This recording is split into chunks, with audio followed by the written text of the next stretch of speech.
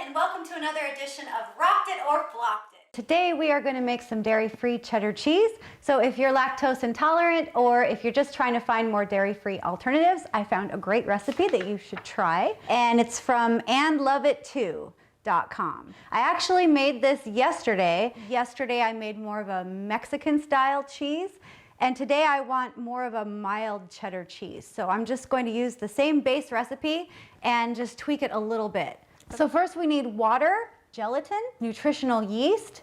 Now nutritional yeast is what gives it its cheesy flavor. Next I'm using blanched almonds instead of cashews. The recipe calls for cashews, but being on keto, cashews are too carby, so I can't have those. Then the lemon juice, tahini, and when I tried tahini just plain straight out of the jar the last time I made this, I really didn't like it, but I couldn't taste it in the cheese.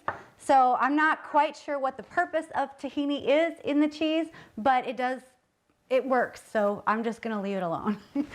And sea salt, the dried mustard. I do wanna say that I added twice the amount of nutritional yeast, so hopefully that'll make it more of a cheddar-y flavor. What we're gonna do first is put all of the ingredients except for the water and the gelatin in our blender, and that way it's ready to go, because as soon as the water and gelatin have boiled for a minute, you have to hurry up and pour it into the blender with the other ingredients and mix it up before it sets. So you're kind of on a tight time schedule.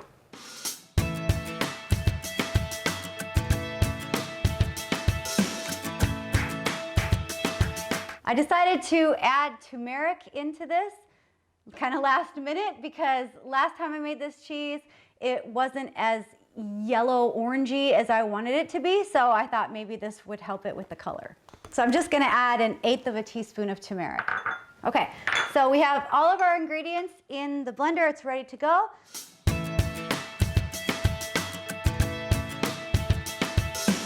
Okay, so we're at the stove now. I just poured my water in my pan and turned the burner on high. Now I'm gonna pour in the gelatin and quickly whisk so it all combines.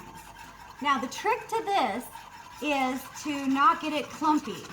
So you gotta just whisk really, really fast so that all those clumps disintegrate.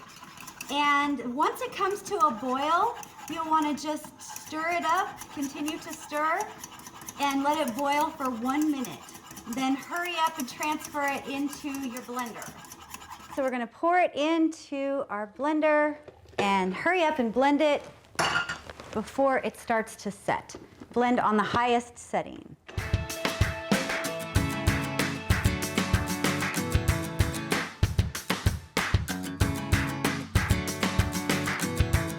Put this in the fridge uncovered for 3 hours, and then cover it up and leave it overnight, and I'll check it out tomorrow. Okay, we're back. It's the next day and we've got our cheese ready to be taste tested. So I love the color of it. Using the turmeric really helped bring out that yellowy, cheesy color. And what I've learned last time is we need to just give it a little help with a spatula, and it should just slide right out on the plate. It should. There we go. All right, so here's our cheese. Okay, so now we are going to cut it. Looks like cheese. Yeah, smells like cheese. Let's cut a little chunk off and do a taste test.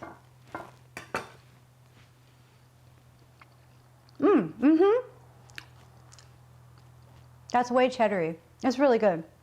Yeah.